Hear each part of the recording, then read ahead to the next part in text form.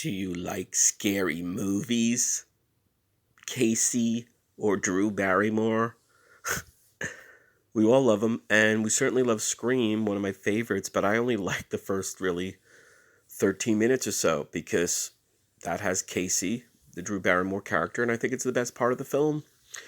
This is Will. This is Horror of It All, and we're going to be talking, horror is violent, is too much violence in a horror film, too much. And it's something, as a horror fan, it's just as a film fan for years now. I've watched this, in every decade for years that you're not going to, be able to take this movie because it's far too much and you're gonna vomit and throw up and scream or pass out.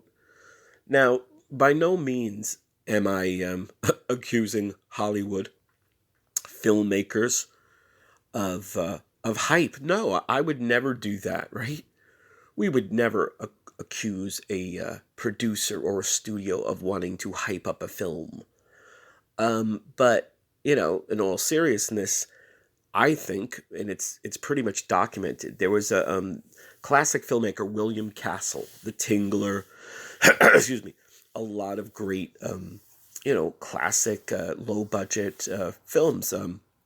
House on Haunted Hill, 13 Ghosts. And Bill Castle would put little things in the theaters, like little ghosts, like little props, little things that would touch people in the dark to get them to scream. And oh my God. So this is not new in terms of really trying to scare people other than, what's on the screen. So for what's actually on the screen, there's been, so many instances where people are like, no, you must ban this film. I think The Exorcist got that. I know when I was a kid, the talk was Dawn of the Dead, the original classic George Romero, Dawn of the Dead. People kept talking about the stomach eating scene, the biker that's pulled off, his motorcycle in the mall, and they eat his intestines, his belly, and I remember hearing about it and going, oh my God. And I remember sneaking into the movie because you needed to have an adult for, R-rated, restricted film. And somehow we got in, we snuck in, the clerk, whatever. And it was bad. I mean, well, for back in the day, for that, it's still a pretty intense scene. But comparatively to what they've churned out subsequently and what they're doing now, it's pretty much a walk in the park. And there are two that come to mind, in the current landscape here. One is called Terrifier 2. That's a feature film. Terrifier 2. It's a sequel to a movie about a brutal, evil, demonic clown. Art the Clown, played by David Howard Thornton. And Terrifier 2 is so bad it's causing people to vomit and pass out or such. And then the other is Netflix's Dahmer, which is a true crime exploration of course, the Jeffrey Dahmer serial killings. So this is from USA Today. It says, Terrifier 2 has fans vomiting. Here's why the brutal clown slasher movie is so hard to watch. They talk about the original. They bring him back. It earned $2.3 million on just 700 screens, but the dark flick has proven to be a horror for the eyes and the stomach. Fans have taken to social media. Their accounts of seeing Terrifier 2 report that people are fainting and vomiting in the theaters. One of the film's producers took to Twitter to issue a warning about graphic violence and brutal depictions of horror. So yeah, it's pretty bad. It, serves as a sequel to the 2016. So the first one was 6 years ago.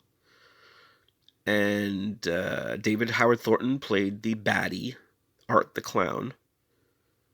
Okay, in the original, a woman named Tara becomes the sadistic obsession of Art the Clown, a ghastly killer whose face is painted with black and white clown makeup. So I guess he was killed in the first one or whatever, and then he's resurrected by a sinister entity. Right, and they're saying it's so bad people are throwing up. A guy behind me passed out cold and crashed into my chair.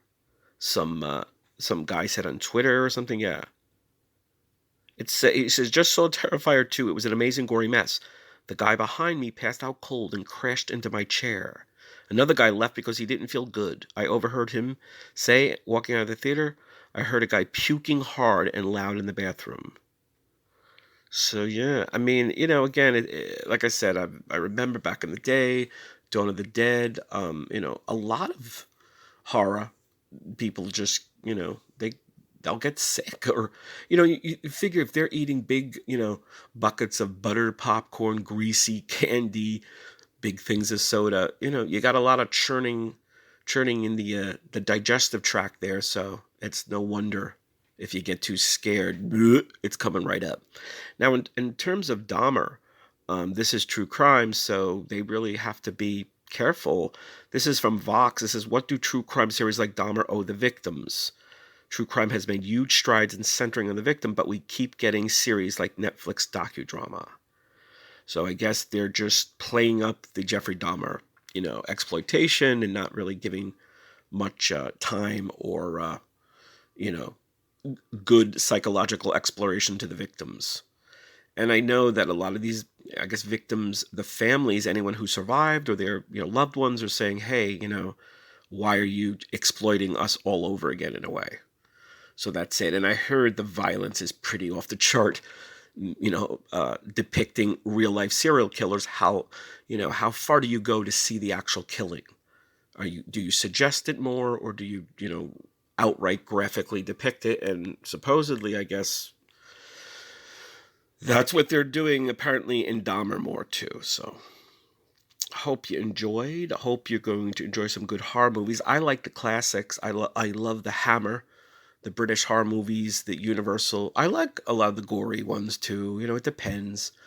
I do think there's sort of a line, though. At a certain point, how much can we see? Though then I guess it becomes like a complete cartoon. Buckets of blood. I'm pretty sure Stanley Kubrick was saying in The Shining, the scene in, near the elevators in the hallway with all that blood. It was like, that was like almost a goof, because how much more blood can you have? A sea of blood.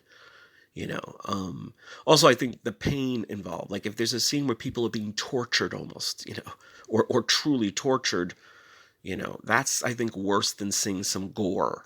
To see true pain depicted on screen, and little much. Anyway, I hope you guys enjoy your Halloween season and watch the classics, watch everything, and send us your recommendations. What movies are you watching? What do you love?